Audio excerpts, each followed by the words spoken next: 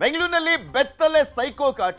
ಕಾರ್ನಲ್ಲಿ ನಗ್ನವಾಗಿ ಬರುವಂತ ಸೈಕೋ ಮಹಿಳೆಯರ ಮುಂದೆ ಕಾರನ್ನ ನಿಲ್ಲಿಸಿ ಕಿರುಕುಳವನ್ನ ಕೊಡ್ತಾ ಇದ್ದಾರೆ. ಇಂತೆಂತ ಸೈಕೋ ಪಾತ್ಗಳಿರ್ತವೆ.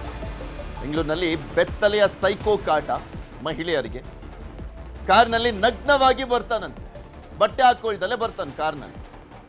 ಕಾರನ್ನ ನಿಲ್ಲಿಸ್ಬಿಟ್ಟು ಅದು ಮಹಿಳೆಯರ ಮುಂದೆ ಕಾರನ್ನ ನಿಲ್ಲಿಸಿ ಕಿರುಕುಳವನ್ನ ಕೊಡ್ತಾ ಇದ್ದಾನೆ. ಕಾರ್ ಹತ್ತಿ ಅಂತ ಹೇಳ್ತಾನಂತೆ. ಯುವತಿಗೆ ಸಿಗ್ನಲ್ ಕೊಟ್ಟಿದ್ದಾನೆ. ಸೈಕೋ ಕಿತಾಪತಿಗೆ ಯುವತಿ ಕಂಗಾಲಾಗೋಗಿದ್ಲು. ಸಹಾಯಕ್ಕೆ ಅಂಗಲಾಚಿದ್ರು ಕೂಡ ಯಾರು ಬರಲಿಲ್ವಂತೆ. ಆತ ಬೆತ್ತಲಾಗಿ ಬಂದಿದ್ನಲ್ಲ, ಸಂದರ್ಭದಲ್ಲಿ ಕಾರ್ ಹತ್ತು ಅಂತ ಹೇಳಿದಾನೆ. ಮಹಿಳೆಯ ಮುಂದೆ ಕಾರನ್ನು ನಿಲ್ಲಿಸಿ ಕಾರ್ ಹತ್ತು ಅಂತ ಹೇಳ್ದಂತ ಸಂದರ್ಭದಲ್ಲಿ ಆಕೆ ಕಿರ್ಚಾಡಿದಾಳೆ, ಅಂಗಲಾಚಿದಾಳೆ. ಯಾರು ಬರಲಿಲ್ವಂತೆ. ಭಯದಿಂದ ಸ್ಥಳದಿಂದ ಓಡಿ ಹೋಗಿರುವಂಥದ್ದು ಯುವತಿ. ವಿಡಿಯೋ ಮಾಡಿ ಅಳಲನ್ನ ತೋಡ್ಕೊಂಡಿದ್ದಾಳೆ ಯುವತಿ. ಯಾವ ಏರಿಯಾ ಏನು ಎತ್ತ ಅನ್ನುವಂಥದ್ರ ಬಗ್ಗೆ ಉಲ್ಲೇಖ ಇಲ್ಲ. ಆದ್ರೆ ಆ ವಿಡಿಯೋ ಈಗ ಸಿಕ್ಕಿದೆ, ವೈರಲ್ ಆಗ್ತಾ ಇದೆ. ಬೆಂಗಳೂರಿನಲ್ಲಿ ನಡೆದಿರುವಂತ घटನೆ ಇದು.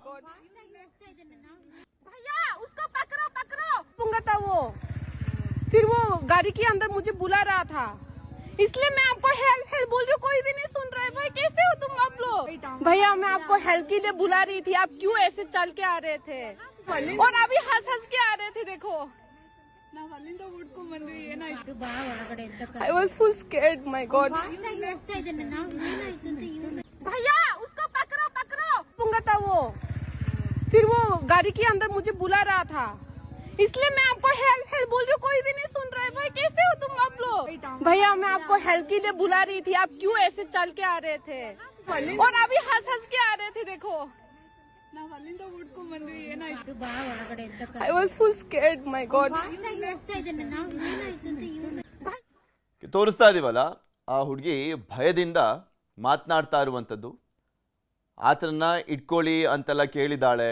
ಆತ ಬೆತ್ತಲಾಗಿ ಬಂದಂತ ಹಿನ್ನೆಲೆಯಲ್ಲಿ ಕಿರ್ಚಾಡಿದಾಳೆ. ಯಾರು ಸಹಾಯಕ್ಕೆ ಬಂದಿಲ್ವಂತೆ. ಅದಾದ್ಮೇಲೆ ಆಕೆನೆ ಕೂಡ ಓಡ್ ಬಂದಿದ್ದಾಳೆ. ನೋವನ್ನು ಹೇಳ್ಕೊಳ್ತಾ ಇದ್ಲು. ಇದ್ರ ಬಗ್ಗೆ ಇನ್ನಷ್ಟು ಮಾಹಿತಿಯನ್ನ ಕೊಡ್ತಾ ಹೋಗ್ತಾರೆ ನಮ್ಮ ಪ್ರತಿನಿಧಿ ಪ್ರಗತಿ. ನಮ್ಮ ಜೊತೆ ನೇರ ಸಂಪರ್ಕದಲ್ಲಿ ಜಾಯ್ನ್ ಆಗಿದ್ದಾರೆ. ಪ್ರಗತಿ, ಯಾವಾಗ ಆಗಿದ್ದು, ಎಲ್ಲಾಗಿದ್ದು, ಆಕೆ ಯಾರು, ಪೊಲೀಸರು ಏನಾದರೂ ದೂರು ದಾಖಲಿಸಿಕೊಂಡಿದ್ದಾರಾ, ಏನಾಗ್ತದೆ, ಈ ಪ್ರಕರಣದ ಬಗ್ಗೆ ಏನು ಅಪ್ಡೇಟ್ ಸಿಗ್ತಾ ಇದೆ?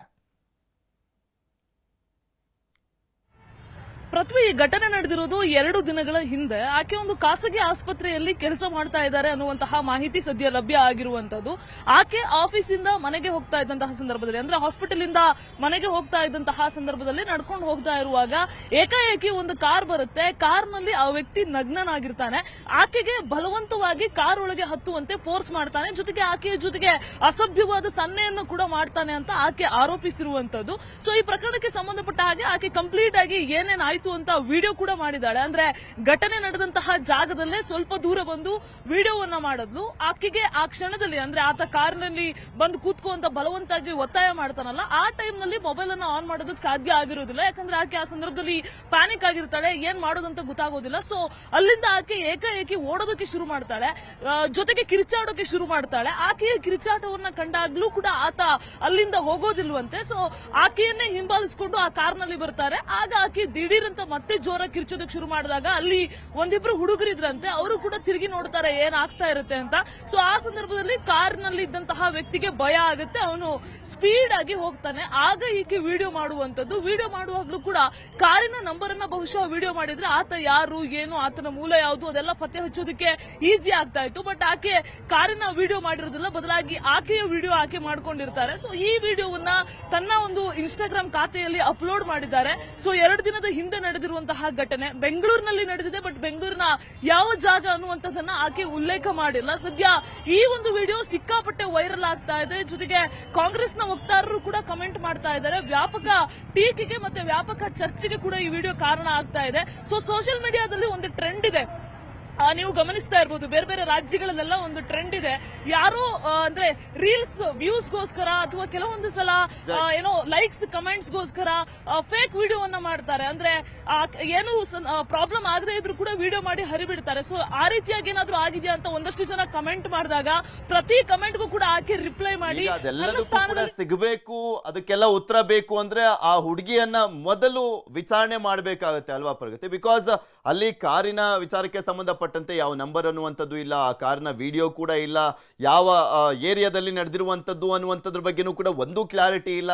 ಓಕೆ, ಆಕೆನಾದ್ರೂ ದೂರನ್ನ ಕೊಟ್ಟಿದ್ದಾಳ ಅಂತ ನೋಡೋದಾದ್ರೆ ಅದು ಕೂಡ ಆಗಿಲ್ಲ.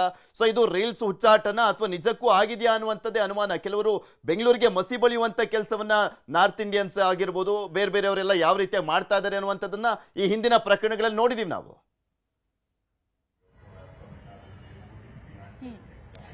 ಖಂಡಿತ ಪೃಥ್ವಿ, ನೀವು ಕೇಳಿದಂತಹ ಪ್ರಶ್ನೆಯನ್ನೇ ಅಲ್ಲೂ ಕೂಡ ಆ ಯುವತಿಗೆ ಎಲ್ಲರೂ ಕೂಡ ಕೇಳಿರುವಂತದ್ದು.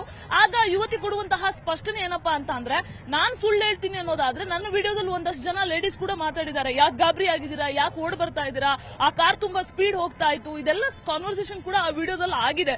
ಸೊ ಆ ವಿಡಿಯೋದಲ್ಲಿ ಇರುವಂತಹ ವ್ಯಕ್ತಿಗಳು ಸುಳ್ಳು ಹೇಳ್ತಾರ ಅನ್ನುವಂತಹ ಪ್ರಶ್ನೆಯನ್ನ ಆಕೆ ಮಾಡ್ತಾಳೆ. ಆದ್ರೆ ನೀವು ಹೇಳ್ದಂಗೆ ಇಲ್ಲಿ ಆಕೆ ಮುಂದೆ ಬರ್ಬೇಕಾಗತ್ತೆ, ಮುಂದೆ ಬಂದು ಪೊಲೀಸ್ ಸ್ಟೇಷನ್ಗೆ ಕಂಪ್ಲೇಂಟ್ ಕೊಡಬೇಕು. ಕಂಪ್ಲೇಂಟ್ ಕೊಟ್ರೆ ಮಾತ್ರ ವಿಚಾರಣೆ ನಡೆದಾಗ ಮಾತ್ರ ಆತ ಯಾರು ಅನ್ನೋದನ್ನ ಸ್ಥಳೀಯವಾಗಿ ಆ ಜಾಗದಲ್ಲಿ ಏನಾದ್ರೂ ಸಿಸಿಟಿವಿ ಇದ್ರೆ ಅದೆಲ್ಲವನ್ನು ಕೂಡ ಪರಿಶೀಲನೆ ಮಾಡಿ ಪೊಲೀಸರಿಗೂ ಕೂಡ ಆ ಕಾರಿನ ನಂಬರ್ ಅನ್ನ ಪತ್ತೆ ಹಚ್ಚಿ ಆತ ಯಾರು ಅನ್ನೋದು ಟ್ರೇಸ್ ಮಾಡೋದಕ್ಕೆ ಈಸಿ ಆಗುತ್ತೆ. ಸೊ ಇದಕ್ಕೆ ಸಂಬಂಧಪಟ್ಟ ಹಾಗೆ ಒಬ್ರು ಕಮೆಂಟ್ ಕೂಡ ಮಾಡಿದ್ರು. ಅದಕ್ಕೆ ಆಕೆ ಏನು ಉತ್ತರ ಕೊಟ್ಟಿದ್ಲು ಅಂದ್ರೆ, ಕಾರಿನ ನಂಬರ್ ಇಲ್ವಲ್ಲ ನನ್ನ ಹತ್ರ, ಸೊ ಹಾಗಾಗಿ ನಾನು ಕಂಪ್ಲೇಂಟ್ ಅನ್ನ ಕೊಟ್ಟಿಲ್ಲ ಅನ್ನುವಂತಹ ಮಾತನ್ನ ಸದ್ಯಕ್ಕೆ ಹೇಳಿದ್ದಾರೆ. ಬಟ್ ಈ ರೀತಿಯಾದಂತಹ ವಿಡಿಯೋಗಳು ವೈರಲ್ ಆದಂತಹ ಸಂದರ್ಭದಲ್ಲಿ ಬಹುತೇಕರು ಬೆಂಗಳೂರು ಸಿಟಿ ಪೊಲೀಸರನ್ನ ಟ್ಯಾಗ್ ಮಾಡೇ ಮಾಡ್ತಾರೆ. ಆ ಸಂದರ್ಭದಲ್ಲಿ ಸಿಟಿ ಪೊಲೀಸರು ಆಕ್ಟಿವ್ ಆಗಿ ಅವರೇ ಇದು ಎಲ್ಲಿ ನಡೆದಿರೋದು ಅಂತ ಆಕೆಯನ್ನ ಏನೋ ಕಾಂಟ್ಯಾಕ್ಟ್ ಮಾಡುವಂತಹ ಪ್ರಯತ್ನ ಸಾಮಾನ್ಯವಾಗಿ ಇಷ್ಟು ದಿನ ನಡೆದಿರುವಂತಹ ಘಟನೆಗಳಲ್ಲಿ ಆಗಿದೆ. ಸೊ ಇನ್ನೇನು ಪೊಲೀಸರು ಕೂಡ ಆಕೆಯನ್ನ ಸಂಪರ್ಕ ಮಾಡಬಹುದು. ಆಕೆ ಸ್ಥಳವನ್ನ ತಿಳಿಸಿದಾಗ ಯಾವ ಸ್ಥಳದಲ್ಲಿ ಆಗಿದೆ, ಸುತ್ತಮುತ್ತ ಸಿಸಿಟಿವಿ ಇದೆಯಾ, ಅವಳು ಹೇಳಿರೋದು ನಿಜಾನ ಸುಳ್ಳ, ರೀಲ್ಸ್ಗೋಸ್ಕರ ಮಾಡಿದಾರ ಅಥವಾ ರಿಯಲ್ ಆಗಿ ಈ ರೀತಿಯಾದಂತಹ ಘಟನೆ ಆಗಿದೆಯಾ, ಇದೆಲ್ಲ ವಿಚಾರವೂ ಕೂಡ ತನಿಖೆಯ ಬಳಿಕ ಗೊತ್ತಾಗ್ತಾ ಹೋಗುತ್ತೆ. ಬಹುಶಃ ಪೊಲೀಸರು ಇವತ್ತು ಆಕೆಯನ್ನ ಸಂಪರ್ಕ ಮಾಡುವಂತಹ ಸಾಧ್ಯತೆ ಇದೆ ಪೃಥ್ವಿ. ಓಕೆ, ಧನ್ಯವಾದ ಪ್ರಗತಿ ನಿಮ್ಮೆಲ್ಲ ಮಾಹಿತಿಗಾಗಿ. ನೋಡೋಣ ರೀಲಾ ಅಥವಾ ರಿಯಲ್ಲ ಇದು ಅಂತ. ಯಾಕೆಂದ್ರೆ ಬರೀ ವ್ಯೂಸು, ಲೈಕ್ಸು, ಫಾಲೋವರ್ಸ್ಗೋಸ್ಕರನೂ ಕೂಡ ಕೆಲವರು ಯಾವ ರೀತಿಯಾಗಿ ಸೈಕೋಗಳ ರೀತಿಯಲ್ಲಿ ಆಡ್ತಾರೆ, ಹುಚ್ಚುಚ್ಚಾಟ ಆಡ್ತಾರೆ, ಮತ್ತೆ ಇಲ್ಲದೇ ಇರುವಂತಹದ್ರ ಬಗ್ಗೆ ಅಲ್ಲೇನೋ ಆಗಿದೆ ಅನ್ನುವಂಥ ರೀತಿಯಲ್ಲಿ ಬಿಂಬಿಸುವಂತ ಕೆಲಸ ಎಲ್ಲ ಈ ಹಿಂದೆ ಆಗಿದೆ. ಇದು ಅದೇ ರೀತಿಯಾಗ ಅಥವಾ ರಿಯಲ್ ಆಗಿ ಆಗಿದೆಯಾ ಅನ್ನುವಂಥ ನೋಡೋಣ. ಮುಂದಿನ ಸುದ್ದಿ ನೋಡೋಣ. KSRTC ಬಸ್ನಲ್ಲಿ ಯುವತಿಯ ಕೈಕಟ್ಟಿ ಹಾಕಿ ಗಲಾಟೆಯನ್ನ ಮಾಡಲಾಗಿದೆ. ಯುವತಿಯ ದುಪ್ಪಟ್ಟದಿಂದ ಕೈಕಟ್ಟಿ ಯುವಕ ಗಲಾಟೆಯನ್ನ ಮಾಡಿರುವಂಥದ್ದು. ಬೆಂಗಳೂರಿನಿಂದ ಚಿಕ್ಕಮಗಳೂರಿಗೆ ಬರ್ತಾ ಇದ್ದಂತ ಬಸ್ ಇದು. KSRTC ಬಸ್ನಲ್ಲಿ ಯುವತಿಯನ್ನು ಕೈಕಟ್ಟಿ ಹಾಕಿ ಗಲಾಟೆಯನ್ನ ಮಾಡಲಾಗಿರುವಂಥದ್ದು. ಯುವತಿಯ ದುಪ್ಪಟ್ಟದಿಂದಲೇ ಕೈಕಟ್ಟಿ ಯುವಕ ಗಲಾಟೆಯನ್ನ ಮಾಡಿದ್ದಾನೆ. ಬೆಂಗಳೂರಿನಿಂದ ಚಿಕ್ಕಮಗಳೂರಿಗೆ ಹೋಗ್ತಾ ಇದ್ದಂತ ಬಸ್ ಅದು. ಬಸ್ನ ಹಿಂದಿನ ಸೀಟ್ನಲ್ಲಿ ಕುಳಿತು ಇಬ್ಬರು ಗಲಾಟೆಯನ್ನ ಮಾಡ್ಕೊಂಡಿದ್ದಾರೆ. ಪ್ರಯಾಣಿಕರ ಮೊಬೈಲ್ನಲ್ಲಿ ಗಲಾಟೆಯ ವಿಡಿಯೋ ರೆಕಾರ್ಡ್ ಆಗಿದೆ. ಬಸ್ ನಿಲ್ದಾಣಕ್ಕೆ ಬರ್ತಾ ಇದ್ದಂತೆ ಕಟ್ಟಿದಂತ ವೇಲ್ ಬಿಚ್ಚಿರುವಂಥದ್ದು ಯುವಕ. ಗಲಾಟೆ ಮಾಡಿಕೊಂಡ್ರು ಕೂಡ ಸುಮ್ಮನಿದ್ರ ಅಂತ ಪ್ರಯಾಣಿಕರು ಪ್ರಶ್ನಿಸಿದ್ರೆ ಅಣ್ಣ ತಂಗಿ ಅಂತ ಹೇಳಿದ್ದಾರೆ ಇಬ್ಬರು. ಬಸ್ ಪ್ರಯಾಣಿಕರಿಂದ 112ಗೆ ಕರೆ ಮಾಡಿ ದೂರನ್ನ ಕೊಡಲಾಗಿದೆ. ಚಿಕ್ಕಮಗಳೂರು ಬಸ್ ನಿಲ್ದಾಣದಿಂದ ತೆರಳಿರುವಂಥದ್ದು ಇಬ್ಬರು ಕೂಡ. ಕಂಡಕ್ಟರ್ ಏನ್ ಮಾಡ್ತಾ ಇದ್ರು, ಡ್ರೈವರ್ ಏನ್ ಮಾಡ್ತಾ ಇದ್ರು ಅಂತ ಗಲಾಟೆ ಮಾಡುವಂತ ಸಂದರ್ಭದಲ್ಲಿ ಆ ಬಸ್ನಲ್ಲಿ ಏನೇ ಆದ್ರೂ ಕೂಡ ಜವಾಬ್ದಾರಿ ಯಾರಾಗ್ತಾರೆ? ಇಬ್ಬರ ಪತ್ತೆಗೆ ಸಿಸಿ ಕ್ಯಾಮೆರಾಗಳ ಮೊರೆ ಹೋಗಿರುವಂಥದ್ದು ಪೊಲೀಸರು. ಚಿಕ್ಕಮಗಳೂರು ನಗರ ಪೊಲೀಸ್ ಠಾಣಾ ವ್ಯಾಪ್ತಿಯಲ್ಲಿ ಈ ಘಟನೆ ನಡೆದಿದೆ.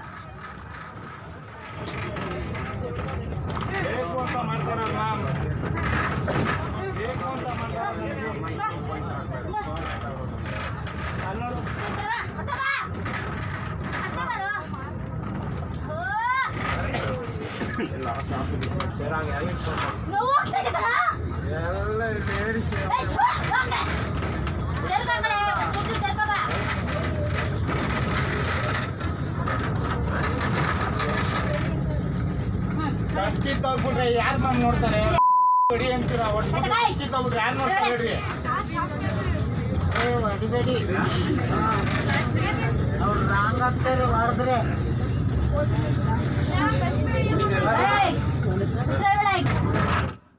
ಇದ್ರ ಬಗ್ಗೆ ಇನ್ನಷ್ಟು ಮಾಹಿತಿಯನ್ನು ಕೊಡ್ತಾ ಹೋಗ್ತಾರೆ ನಮ್ಮ ಪ್ರತಿನಿಧಿ ಯೋಗೀಶ್. ನಮ್ಮ ಜೊತೆ ದೂರವಾಣಿ ಸಂಪರ್ಕದಲ್ಲಿ ಜಾಯ್ನ್ ಆಗಿದ್ದಾರೆ. ಯೋಗಿ, ಆತ ಮಾತನಾಡ್ತಾ ಇರುವಂಥದ್ದನ್ನ ನೋಡಿದ್ರೆ ಕುಡ್ದಿದ್ದಾನೆ ಅನ್ನುವಂಥ ರೀತಿಯಲ್ಲಿ ಕಾಣಿಸ್ತಾ ಇದೆ. ಮತ್ತೊಂದು ಕಡೆ ರನ್ನಿಂಗ್ ಬಸ್ಸು, ಅಲ್ಲಿ ಡ್ರೈವರೇ ಆಗಲಿ ಕಂಡಕ್ಟರ್ ಆಗಲಿ ಯಾರು ಕೇಳಲಿಲ್ವಂತ, ಪ್ರಶ್ನೆ ಮಾಡಲಿಲ್ವಂತ, ಬರೀ ವಿಡಿಯೋ ರೆಕಾರ್ಡ್ ಮಾಡ್ಕೊಂಡು ಸುಮ್ಮನಾಗ್ಬಿಟ್ರಾ?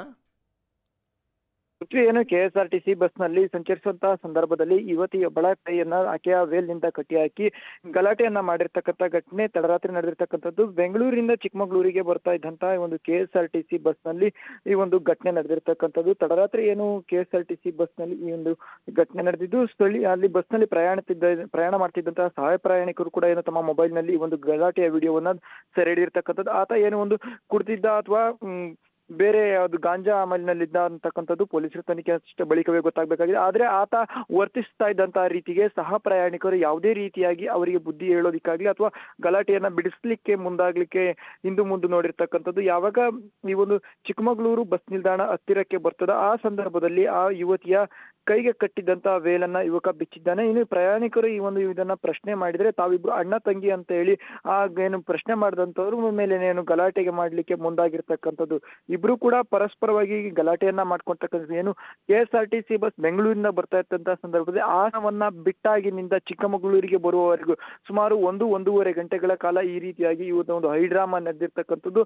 ಅಷ್ಟು ಹೊತ್ತು ಕೂಡ ಏನು ಇವರು ಒಂದು ಹೈಡ್ರಾಮಾವನ್ನ ನೋಡಿದಂತಹ ಪ್ರಯಾಣಿಕರು ಅದನ್ನ ಮೊಬೈಲ್ ನಲ್ಲಿ ಸೆರೆ ಹಿಡಿದಿರ್ತಕ್ಕಂಥದ್ದು. ಪ್ರಶ್ನೆ ಮಾಡ್ತಾರೆ, ಕೆಲವೊಂದ್ ಕಡೆ ಇದೇ ರೀತಿಯಾಗಿ ಬೇರೆ ಪ್ರಯಾಣಿಕರಿಗೆ ತೊಂದರೆ ಆಗುತ್ತೆ ಅಂತ ಬುದ್ಧಿವಾದ ಹೇಳ್ತಾರೆ, ಇಲ್ಲಾಂದ್ರೆ ಬಸ್ ನಿಂದಾನೇ ಕೆಳಗೆ ಇಳಿಸ್ಬಿಡ್ತಾರೆ. ಈ ರೀತಿಯ ಗಲಾಟೆ ಮಾಡ್ಕೊಂಡ್ರೆ 1.5 ಗಂಟೆಯಿಂದ ಕಿತ್ತಾಡಿದ್ರು ಕೂಡ ಸುಮ್ಮನಿದ್ದಾರೆ ಅಂದ್ರೆ ಏನರ್ಥ? ಅವ್ರಿಗೆ ಅಲ್ಲ ಪ್ರಶ್ನೆ ಮಾಡೋದಲ್ವಾ, ಬೇರೆ ಪ್ರಯಾಣಿಕರಿಗೂ ಕೂಡ ತೊಂದರೆ ಆಗುತ್ತೆ ಅಂತ. ಓಕೆ, ಈಗ ಇಳಿದಾದ ನಂತರ ಇಬ್ರು ಒಟ್ಟಿಗೆ ಹೋದ್ರಂತ ಅಥವಾ ಬೇರೆ ಬೇರೆ ಹೋದ್ರಂತ, ಅದ್ರ ಬಗ್ಗೆ ಏನಾದ್ರು ಮಾಹಿತಿ ಸಿಗ್ತಾ?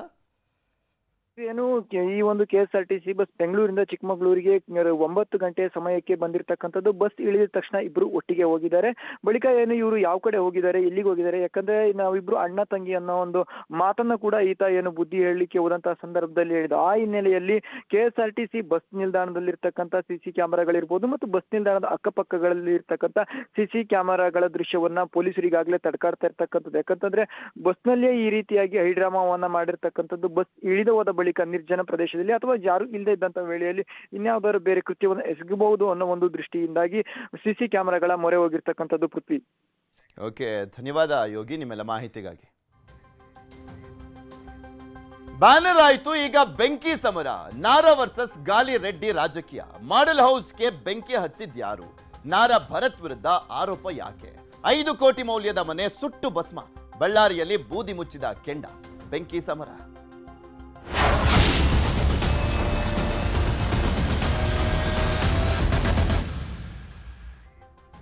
ಬಳ್ಳಾರಿಯಲ್ಲಿ ಮತ್ತೊಮ್ಮೆ ರಕ್ತದ ರಾಜಕೀಯ ಶುರುವಾಗಿರುವಂತದನ್ನ ನೋಡ್ತಾ ಇದ್ವಿ. ಬ್ಯಾನರ್ ಗಲಾಟೆಯ ಮುಖಾಂತರ ಒಬ್ಬ ಕಾರ್ಯಕರ್ತ ಸಾವನ್ನಪ್ಪುವ ಮುಖಾಂತರ ಅದು ಇನ್ನೂ ಕೂಡ ಆರಿಲ್ಲ, ಇನ್ನು ಒತ್ಕೊಂಡು ಉರಿತಾನೇ ಹೋಗ್ತಾ ಇರುವಂತದ್ದು. ಬಳ್ಳಾರಿಯಲ್ಲಿ ಬ್ಯಾನರ್ ಗಲಾಟೆ ಆಯ್ತು, ಈಗ ಬೆಂಕಿಯ ಸಮರ. ಜನಾರ್ದನ್ ರೆಡ್ಡಿ ಮಾಡೆಲ್ ಮನೆಗೆ ದುಷ್ಕರ್ಮಿಗಳಿಂದ ಬೆಂಕಿಯನ್ನ ಹಚ್ಚಲಾಗಿದೆ. ಗಾಲಿ ರೆಡ್ಡಿ ಮಾಡೆಲ್ ಹೌಸ್ಗೆ ಬೆಂಕಿಯನ್ನ ಹಚ್ಚಿರುವಂತದ್ದು ದುಷ್ಕರ್ಮಿಗಳು. ಮಾಡೆಲ್ ಹೌಸ್ ಅಂತೆ, ಜನಾರ್ದನ್ ರೆಡ್ಡಿ ಅವರ ಮಾಡೆಲ್ ಹೌಸ್ ಅದು.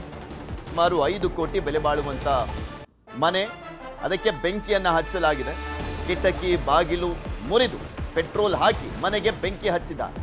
ಬಳ್ಳಾರಿಯ ಕಂಟೋನ್ಮೆಂಟ್ ಬಳಿ ಇರುವಂತ ರೆಡ್ಡಿ ಲೇಔಟ್ ನಲ್ಲಿ ನಿರ್ಮಿಸಿರುವಂತ 5 ಕೋಟಿ ಮೌಲ್ಯದ ಮನೆ ಅದು. 5 ಕೋಟಿ ಮೌಲ್ಯದ ಮನೆ, ಅದಕ್ಕೆ ಬೆಂಕಿ ಹಚ್ಚಲಾಗಿದೆ. ನಾರಾ ಭರತ್ ರೆಡ್ಡಿ ವಿರುದ್ಧ ಸೋಮಶೇಖರ್ ರೆಡ್ಡಿ ಆರೋಪ ಮಾಡ್ತಾ ಇದ್ದಾರೆ. ಭರತ್ ಕಡೆಯವರೇ ಬೆಂಕಿ ಹಚ್ಚಿದ್ದಾರೆ ಅಂತ ಆರೋಪವನ್ನು ಮಾಡಲಾಗ್ತಾ ಇದೆ. ಬಳ್ಳಾರಿ ಭಸ್ಮ ಮಾಡೋದಾಗಿ ಹೇಳಿದ್ರು, ಅದನ್ನು ಮಾಡ್ತಾ ಇದ್ದಾರೆ ಈಗ ಅಂತ ಕಿಡಿಕಾರಿದ್ದಾರೆ. ಏನೇ ಆದರೂ ಕೂಡ ಈಗ ಜನಾರ್ದನ್ ರೆಡ್ಡಿ ಅವರಿಗೆ ಸಂಬಂಧಪಟ್ಟಂತೆ ಏನೇ ಅವಘಡ ಅಥವಾ ಏನೇ ಗಲಾಟೆ ಆದರೂ ಅದಕ್ಕೆ ಭರತ್ ರೆಡ್ಡಿ ಕಾರಣ ಅಂತ. ಭರತ್ ರೆಡ್ಡಿ ಅವರ ಕಡೆಯವರಿಂದ ಏನೇ ಆದರೂ ಕೂಡ ಭರತ್ ರೆಡ್ಡಿ ಅವರ ಕಡೆಯವರಿಗೆ ಆಗಲಿ ಅಥವಾ ಅವರಿಗೆ ಸಂಬಂಧಪಟ್ಟಿದ್ದಕ್ಕೆ ಏನೇ ಗಲಾಟೆ ಆದರೂ ಕೂಡ ಅದಕ್ಕೆ ಜನಾರ್ದನ್ ರೆಡ್ಡಿ ಅನ್ನುವ ರೀತಿಯಲ್ಲಿ ಕಾರಣ ಅನ್ನುವಂಥ ಅಣೆಪಟ್ಟಿಯನ್ನು ಕಟ್ಟಲಾಗುತ್ತೆ. ಅದೇ ಅಲ್ವಾ ರಾಜಕಾರಣ. ಜನಾರ್ದನ್ ರೆಡ್ಡಿ ಮಾಲೀಕತ್ವದ ಮಾಡೆಲ್ ಹೌಸ್ಗೆ ಬೆಂಕಿ ಹಿನ್ನೆಲೆಯಲ್ಲಿ ರಾಯಲ್ ವೃತ್ತದಲ್ಲಿ ಬಿಜೆಪಿ ಕಾರ್ಯಕರ್ತರು ರಾತ್ರಿ ಪ್ರತಿಭಟನೆ ಮಾಡಿದ್ದಾರೆ. ಬೆಂಕಿ ಹಚ್ಚಿದ ದುಷ್ಕರ್ಮಿಗಳ ಬಂಧನಕ್ಕೆ ರೆಡ್ಡಿ ಬೆಂಬಲಿಗರು ಒತ್ತಾಯವನ್ನ ಮಾಡ್ತಾ ಇದ್ದಾರೆ. ಬಳ್ಳಾರಿ ಗ್ರಾಮೀಣ ಠಾಣೆಯಲ್ಲಿ ಪೊಲೀಸ್ ಈಗ ಆಲ್ರೆಡಿ ಪ್ರಕರಣವನ್ನ ದಾಖಲಿಸಿಕೊಂಡು ತನಿಖೆಯನ್ನ ಮಾಡ್ತಾ ಇದ್ದಾರೆ.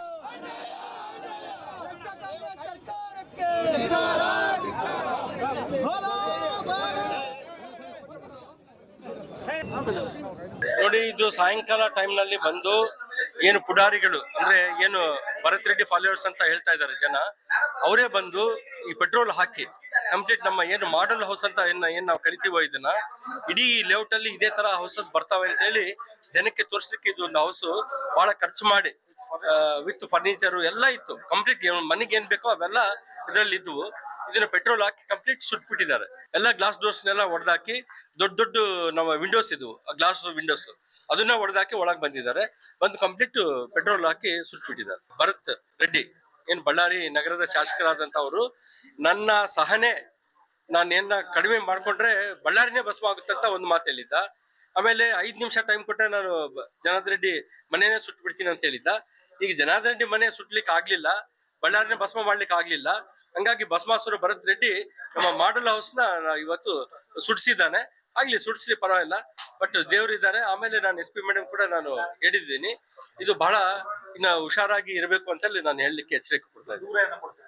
ದೂರ ಕೊಡ್ತೀವಿ. 3 ರಿಂದ 5 ಕೋಟಿವರೆಗೆ ಖರ್ಚು ಮಾಡಿ ಕಟ್ಟಿದ್ವಿ ಮನೆ. ಎಲ್ಲ ಕಂಪ್ಲೀಟ್ ಟೀಕೆ, ಎಲ್ಲ ಟೀಕು. ಜನಾರ್ದನ್ ರೆಡ್ಡಿಗೆ ಸೇರಿದ ಮನೆಗೆ ಬೆಂಕಿ ಪ್ರಕರಣಕ್ಕೆ ಸಂಬಂಧಪಟ್ಟಂತೆ 8 ಮಂದಿ ಯುವಕರನ್ನ ವಶಕ್ಕೆ ಪಡೆದು ವಿಚಾರಣೆ ಮಾಡಲಾಗ್ತದೆ. ಬಳ್ಳಾರಿಯ ಕೌಲ್ ಬಜಾರ್ನ 8 ಯುವಕರನ್ನ ವಶಕ್ಕೆ ಪಡೆದು ವಿಚಾರಣೆ ಮಾಡಲಾಗ್ತಾ ಇರುವಂತದ್ದು. 8 ಮಂದಿ ಪೈಕಿ 6 ಯುವಕರು ಅಪ್ರಾಪ್ತರಂತೆ. ರೀಲ್ಸ್ ಮಾಡ್ಲಿಕ್ಕೆ ಹೋಗಿ ಬೆಂಕಿ ಹಚ್ಚಿರುವಂತ ಶಂಕೆಯನ್ನ ವ್ಯಕ್ತಪಡಿಸಲಾಗಿದೆ. ರೀಲ್ಸ್ ಮಾಡಕ್ ಹೋಗಿ ಯಾರಾದ್ರೂ ಅದು ಜನಾರ್ದನ್ ರೆಡ್ಡಿ ಅವರ ನಿವಾಸವನ್ನೇ ಸೆಲೆಕ್ಟ್ ಮಾಡಿ ಬಿಟ್ಟು ಬೆಂಕಿ ಹಚ್ತಾರ? ಆರೋಪಿಗಳನ್ನ ವಿಚಾರಣೆ ಮಾಡ್ತಾ ಇದ್ದಾರೆ ಪೊಲೀಸರು. ಅದು ಆ ಗ್ಲಾಸ್ ಅನ್ನ ಒಡೆದು, ಆ ಡೋರ್ ಅನ್ನ ಒಡೆದು, ಅದಾದ್ಮೇಲೆ ಪೆಟ್ರೋಲ್ ಸುರಿದು ಬೆಂಕಿ ಹಚ್ಚಕ್ಕೆ ಯಾರು ರೀಲ್ಸ್ ಮಾಡಕ್ ಹೋಗ್ತಾರ? ಈ ರೀತಿಯಾಗೆಲ್ಲ ಮಾಡಿ ಗಾಲಡಿ ಪ್ರಕರಣ ದಾಖಲಾಗಿದೆ. ತನಿಖೆಯನ್ನ ಕೂಡ ಮಾಡಲಾಗ್ತಾ ಇದೆ. ಬೆಂಕಿ ಹಚ್ಚಿರುವಂತವರು ಭರತ್ ರೆಡ್ಡಿ ಕಡೆಯವರು ಅಂತ ಸೋಮಶೇಖರ್ ರೆಡ್ಡಿ ಅವರ ಆರೋಪ. ಜನಾರ್ದನ್ ರೆಡ್ಡಿ ಅವರ ಸಹೋದರ ಅವರ ಆರೋಪವನ್ನು ಮಾಡ್ತಾ ಇದ್ದಾರೆ. ಒಳಗಡೆ ಎಲ್ಲ ಸುಟ್ಟು ಕರ್ಕಲಾಗೋಗಿದೆ, ಎಲ್ಲ ಬೆಲೆ ಬಾಳುವಂತ ಮರಗಳನ್ನು ಹಾಕಲಾಗಿತ್ತು ಅಂತ ಹೇಳ್ತಾ ಇದ್ದಾರೆ. 3 ರಿಂದ 5 ಕೋಟಿ ವೆಚ್ಚದಲ್ಲಿ ಕಟ್ಟಿದ್ದಂತ ಮನೆ ಅಂತ. ಇದ್ರ ಬಗ್ಗೆ ಇನ್ನಷ್ಟು ಮಾಹಿತಿಯನ್ನ ಕೊಡ್ತಾ ಹೋಗ್ತಾರೆ ನಮ್ಮ ಪ್ರತಿನಿಧಿ ಬಸವರಾಜ್. ನಮ್ಮ ಜೊತೆ ನೇರ ಸಂಪರ್ಕದಲ್ಲಿ ಜಾಯ್ನ್ ಆಗಿದ್ದಾರೆ. ಬಸವರಾಜ್, ಏನಾಗಿರುವಂಥದ್ದಲ್ಲಿ ಬೆಂಕಿ ಹಚ್ಚಿರುವಂಥವ್ರು ಯಾರು, ಏನು, ಎತ್ತ ಅನ್ನುವಂಥದ್ರ ಬಗ್ಗೆ ಆರೋಪಗಳೇನು, ಮತ್ತೆ ಈಗ ಆಲ್ರೆಡಿ 8 ಜನರನ್ನ ವಶಕ್ಕೆ ಪಡೆಯಲಾಗಿದೆಯಲ್ಲ, ಅವರೇನ ಹಚ್ಚಿರುವಂಥದ್ದು ಕನ್ಫರ್ಮ್ ಆಗಿದೆಯಾ? ಏನು ಅಪ್ಡೇಟ್ ಸಿಗ್ತಾ ಇದೆ? ಪೃಥ್ವಿರಾಜ್, ನಿನ್ನೆ ಸಂಜೆ 6 ಗಂಟೆ ಸುಮಾರಿಗೆ ಬಳ್ಳಾರಿಯ ಗೌತಮ್ ನಗರ ಬಳಿ ಇರತಕ್ಕಂತ ಜನಾರ್ದನ್ ರೆಡ್ಡಿ ಮಾಲೀಕತ್ವದ G² ಲೇಔಟ್ ಅಲ್ಲಿ ಒಂದು ಮಾಡಲ್ ಹೌಸ್ ಇತ್ತು. ಮಾಡಲ್ ಹೌಸ್ಗೆ ಕೆಲ ದುಷ್ಕರ್ಮಿಗಳು ಕೂಡ ಬೆಂಕಿ ಹಚ್ಚಿರ್ತಕ್ಕಂಥ ಘಟನೆ ಕೂಡ ನಡೆದಿರ್ತಕ್ಕಂಥದ್ದು. ಅದಾದ ಬಳಿಕ ಇಡೀ ಪ್ರಕರಣ ಒಂದು ರೀತಿಯ ರಾಜಕೀಯ ತಿರುವನ್ನು ಕೂಡ ಪಡೆದುಕೊಳ್ತಕ್ಕಂಥದ್ದು. ಯಾಕೆಂತಂದ್ರೆ ಇಲ್ಲಿ ಜನಾರ್ದನ್ ರೆಡ್ಡಿ ಅವರ ಕಡೆಗೆ ಏನಾದರೂ ಕೂಡ ಭರತ್ ರೆಡ್ಡಿ ಮೇಲೆ ಆರೋಪ ಮಾಡ್ತಕ್ಕಂಥದ್ದು, ಭರತ್ ರೆಡ್ಡಿ ಅವರ ಕಡೆ ಜನಾರ್ದನ್ ರೆಡ್ಡಿ ಅವರ ಮೇಲೆ ಆರೋಪ ಮಾಡ್ತಕ್ಕಂಥದ್ದು ಕೂಡ ನಡೀತಾ ಇದೆ. ಈ ಬ್ಯಾನರ್ ಗಲಾಟೆ ಕಾರಣ ಇನ್ನೂ ಬೂದಿ ಮೆಚ್ಚದ ಆಗಿರ್ತಕ್ಕಂಥದ್ದು. ನಾನೀಗ ಆ ಒಂದು ಮಾಡಲ್ ಹೌಸ್ ನ ಮುಂಭಾಗದಲ್ಲಿ ಇರ್ತಕ್ಕಂಥದ್ದು. ಮಾಡಲ್ ಹೌಸ್ ನ ಮುಂಭಾಗದಲ್ಲಿ ಇದೇ ಒಂದು ಮಾಡಲ್ ಹೌಸ್ ಒಂದು ಬೆಂಕಿಗೆ ಕೂಡ ಆಹುತಿ ಕೂಡ ಆಗಿರ್ತಕ್ಕಂಥದ್ದು. ಯಾಕೆಂತಂದ್ರೆ ನಿನ್ನೆ ಸಂಜೆ 6 ಗಂಟೆ ಸುಮಾರಿಗೆ ಈ ಒಂದು ಮಾಡಲ್ ಹೌಸ್ ಏನಿದೆ, ಮಾಡಲ್ ಹೌಸ್ಗೆ 6 ಗಂಟೆಗೆ ದುಷ್ಕರ್ಮಿಗಳು ಕೂಡ ಒಂದು ಬೆಂಕಿ ಹಚ್ಚತಕ್ಕಂಥದ್ದು ಕೂಡ ಕೆಲಸ ಆಗುತ್ತೆ. ಅದಾದ ನಂತರ ಘಟನಾ ಸ್ಥಳಕ್ಕೆ ಬಳ್ಳಾರಿ ಗ್ರಾಮೀಣ ಠಾಣೆ ಪೊಲೀಸರು ಕೂಡ ಭೇಟಿ ಕೊಡ್ತಾರೆ, ಅಗ್ನಿಶಾಮಕ ಸಿಬ್ಬಂದಿಗಳು ಕೂಡ ಭೇಟಿ ಕೊಡ್ತಾರೆ. ಭೇಟಿ ಕೊಟ್ಟು ಇಡೀ ಆರೋಪಿಗಳನ್ನ ಕೂಡ ಈಗಾಗಲೇ ನೋಡ್ತಾ ಇರ್ಬೋದು ದೃಶ್ಯದಲ್ಲಿ. ಈಗಾಗಲೇ ಸ್ಥಳಕ್ಕೆ SP ಆಗಿರ್ತಕ್ಕಂಥ ಸುಮನ್ ಡಿ ಪನ್ನೇಕರ್ ಅವರು ಕೂಡ ಭೇಟಿ ನೀಡಿ ಘಟನಾ ಸ್ಥಳವನ್ನು ಕೂಡ ವೀಕ್ಷಣೆ ಮಾಡ್ತಕ್ಕಂಥ ನೇರ ದೃಶ್ಯಗಳನ್ನು ಕೂಡ ನೋಡ್ಬೋದು. ಯಾಕೆಂದ್ರೆ ಇಡೀ ಪ್ರಕರಣ ಸಾಕಷ್ಟು ತಿರುವನ್ನ ಪಡೆದುಕೊಳ್ತಕ್ಕಂಥ ಹಿನ್ನೆಲೆಯಲ್ಲಿ ಈಗಾಗಲೇ ಬಳ್ಳಾರಿ ಗ್ರಾಮೀಣ ಠಾಣೆಯಲ್ಲಿ ಒಂದು ದೂರನ್ನು ಕೂಡ ದಾಖಲಾಗಿರ್ತಕ್ಕಂಥದ್ದು. ಇಡೀ ವಾಸ್ತವವನ್ನು ಕೂಡ ಈಗಾಗಲೇ SP ಅವರು ಕೂಡ ಪರಿಶೀಲನೆ ಕೂಡ ಮಾಡಿರ್ತಕ್ಕಂಥದ್ದು. ಅಂದ್ರೆ ನಿನ್ನೆ ರಾತ್ರಿಯ ಘಟನೆಯ ನಂತರ ಏನೆಲ್ಲ ಬೆಳವಣಿಗೆ ಆಗಿರ್ತಕ್ಕಂಥದ್ದು ಈಗ SP ಅವರೇ ಕೂಡ ಮಾತಾಡ್ತಾ ಇರ್ತಕ್ಕಂಥದ್ದು ಕೂಡ ಈಗ ನೋಡ್ಬೋದು. ಪೃಥ್ವಿರಾಜ್, ಅಮೃತಸರ್ ಸ್ವಲ್ಪ ಹಿಂದೆ, ಅಮೃತಸರ್ ಕ್ಯಾಮ್ರಾ ಸ್ವಲ್ಪ ಹಿಂದೆ ಶಿವಣ್ಣ ಕ್ಯಾಮ್ರಾ ಇದೆ. ಓಕೆ ಬನ್ನಿ.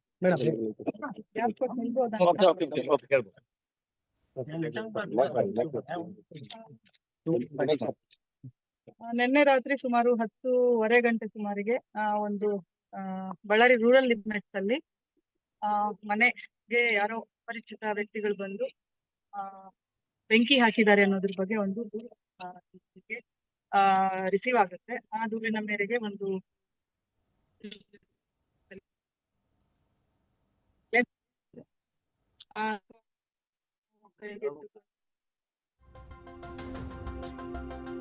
ಈಗ ಆಲ್ರೆಡಿ ಪೊಲೀಸ್ ಅಧಿಕಾರಿಗಳು ಅಲ್ಲಿ ಹೋಗಿ ಮಾಹಿತಿಯನ್ನ ಪಡ್ಕೊಳ್ತಾ ಇದ್ದಾರೆ, ಪರಿಶೀಲನೆಯನ್ನ ಕೂಡ ಮಾಡಿದ್ದಾರೆ. ಬೆಂಕಿ ಹಚ್ಚಿದ ನಂತರ ಮನೆಯ ಪರಿಸ್ಥಿತಿ ಹೇಗಿದೆ ಅನ್ನುವಂಥದ್ದನ್ನ ಕೂಡ ನಿಮಗೆ ತೋರಿಸ್ತಾ ಇದ್ದೀವಿ. ಜನಾರ್ದನ್ ರೆಡ್ಡಿ ಅವರ ಮಾಲೀಕತ್ವದ ಲೇಔಟ್ ಅದು. ಅವರ 3 ರಿಂದ 4 ಕೋಟಿ ವೆಚ್ಚದ ಮನೆ. ಒಳಗಡೆ ಇದ್ದಂಥ ಎಲ್ಲ ಪೀಠೋಪಕರಣಗಳಿಂದ ಹಿಡಿದು ಎಲ್ಲ ವುಡನ್ ವರ್ಕ್ ಏನಿರುತ್ತೆ ಇಂಟೀರಿಯರ್ ಅದೆಲ್ಲವೂ ಕೂಡ ಸುಟ್ಟು ಕರ್ಕಲಾಗೋಗಿದೆ. ಇದಕ್ಕೆ ಪ್ರಮುಖವಾಗಿ ಸೋಮಶೇಖರ್ ರೆಡ್ಡಿ ಅವರು, ಜನಾರ್ದನ್ ರೆಡ್ಡಿ ಅವರ ಸಹೋದರ, ಆರೋಪ ಮಾಡ್ತಾ ಇರುವಂಥದ್ದು ಭರತ್ ರೆಡ್ಡಿ ಅವರ ಕಡೆಯವರು. ಭರತ್ ರೆಡ್ಡಿ ಕಡೆಯವರೇ ಈ ಕೃತ್ಯವನ್ನ ಎಸಗಿರುವಂಥದ್ದು. ಅವರು ಹೇಳಿದ ರೀತಿಯಲ್ಲಿ ನಡ್ಕೊಳ್ತಾ ಇದ್ದಾರೆ. ಭಸ್ಮಾಸುರ ಅಂತೆಲ್ಲ ಹೇಳಿದ್ರಲ್ಲ, ಹಂಗೆ ಈಗ ಬೆಂಕಿ ಹಚ್ಚುವಂತ ಕೆಲಸವನ್ನ ಮಾಡಲಾಗ್ತಾ ಇದೆ ಅಂತ ಭರತ್ ರೆಡ್ಡಿ ಅವರ ತಲೆ ಕಟ್ಟುವಂತ ಕೆಲಸ ಆಗ್ತಾ ಇದೆ. ನಿನ್ನೆ ಬಿಜೆಪಿ ಕಾರ್ಯಕರ್ತರು ಪ್ರತಿಭಟನೆಯನ್ನು ಕೂಡ ಮಾಡಿದ್ದಾರೆ.